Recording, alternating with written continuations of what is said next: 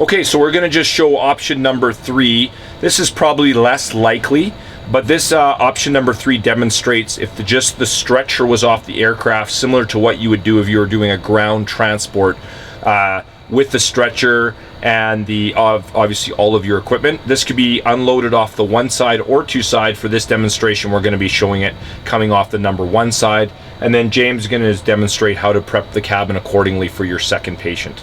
So we're going to turn our stretcher ready to be unloaded.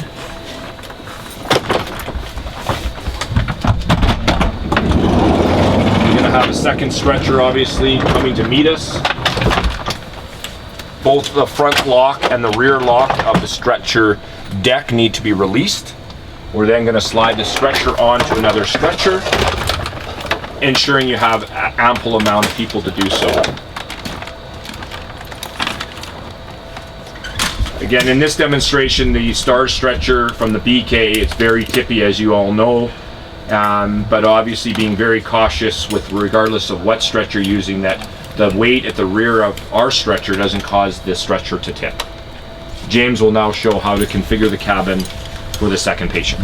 So lock up the ends here so they don't bang on anything. Push it back in the aircraft to its resting position.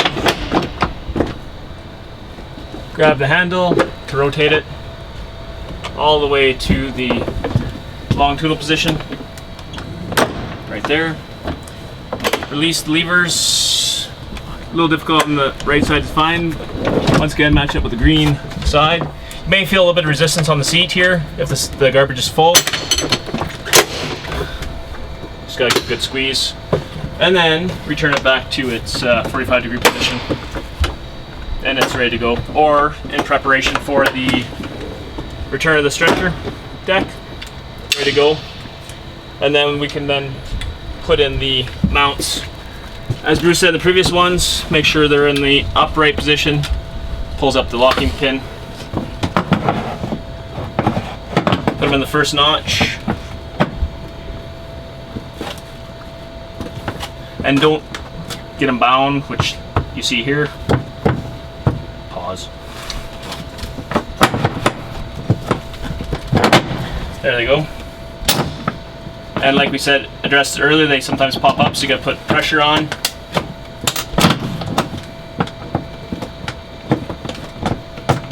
And then lock them in position. And then when you do the second one, it'll be when we bring the second patient load in. So are we ready to load? Ready to load.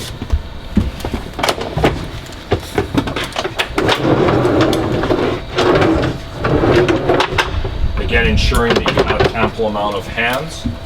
And it's in a different position now, hey? It's farther forward, out of the aircraft. Again, ensuring to make sure that these bullets that help lock the stretcher in place are in the up position, not in the down position, to getting ready to lock in. Again, side rails up, might need a little hand lift up to clear the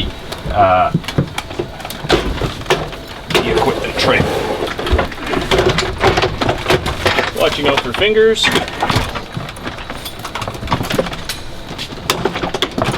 And then of course making sure the stretcher is locked both in the rear and the front of the stretcher, with these buckles of the patient pack often becoming a nuisance getting stuck in this area. Slide this stretcher back in. And then turn your stretcher, and then you're ready for your second patient to be slid in, which we will demonstrate.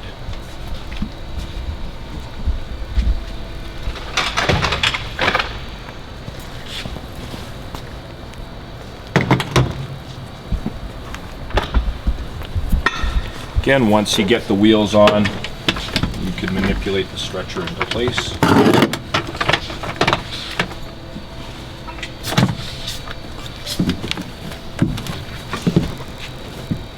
Lifting up the center locking mechanism and locking into place. And then just securing the aft lock as well. Buckles are up. Starting in the back, locking down and in place. Make sure it's secured in all aspects. Just a quick note of where your equipment's going to be secured. Again, remembering with a second patient, we'll be using the Philips monitor. In that particular case, what makes probably the most sense is moving one of these pieces of equipment up to our tray. And again, your choice of which monitor is secured here, whether it's your Philips monitor for your second patient, whether it be your ProPack, or whether it be your ventilator that comes here, one of your pieces of equipment is going to have to come off our normal position and go into here to clear space for your Philips monitor.